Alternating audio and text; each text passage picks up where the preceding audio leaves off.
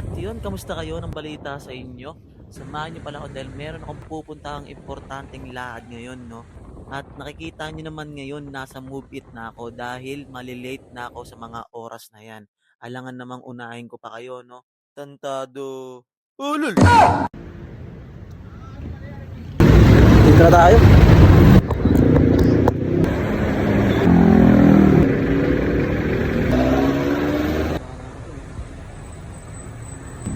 Nandito na pala tayo sa office at nakala ko konti lang kaming applicant ngayon pero nagkamali tayo dahil sobrang dami palang applicant na nag-apply ngayon. Kaya wala tayong magagawa, hindi maghintay ng konting oras para tayo na yung next na tawagin.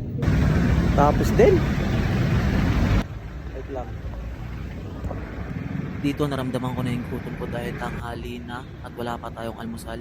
Kaya naisip ko maglakad-lakad para maghanap ng mga kainan. Pero wala tayong nakita kaya uwi na lang at sa bahay na lang tayo kumain. Pauwi na tayo. Hindi ko na pala na-vlog yung ano ko, interview ko. Dahil bawal yun eh. So, ayun, pauwi na tayo. Yun lang yung ganap natin. Sana hopefully matanggap tayo. Lakad tayo ngayon, no? Successful naman yung interview natin. Pahinga lang tayo, pahinga. Sana naririnig niyo ako, ano? Wala kasi akong dalang mic eh. May pilalakad natin, pero nandito tayo sa Makati. Nakauwi na tayo.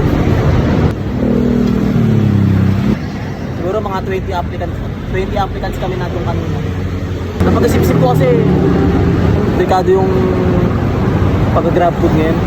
Kaya naisip ko, gawin ko na siyang sideline. Pero yung challenge natin na yung kikita natin sa pag-grab food gamit yung bike, tuloy pa rin yun.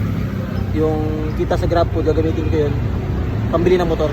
Pwede naman dalawang trabaho kunin yun, di ba? Wala namang posible. Like, gamit tayong gastusin.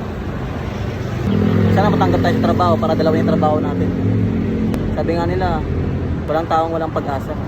Hanggat nabubuhay ka, may pag-asa pa. So, yun. Tuloy-tuloy lang. Pakpak lang ng pakpak. Tsaka huwag mong pakalimutan magdasal. Outfit check.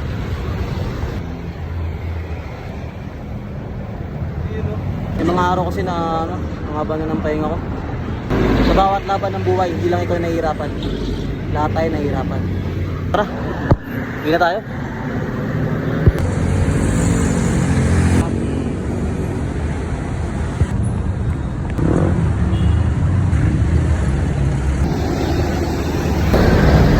Ito magiging mga body o grab food.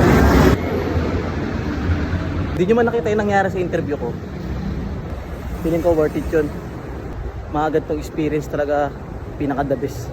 Kahit pagod ka, kahit na pawis ka galing interview, di ba? Maramdam mo experience. Dito na tayo sa bahay. Ligtas tayong nakauwi. Safe. Ito na tapusin to ha. Tingnan nyo lang, pawis na ako.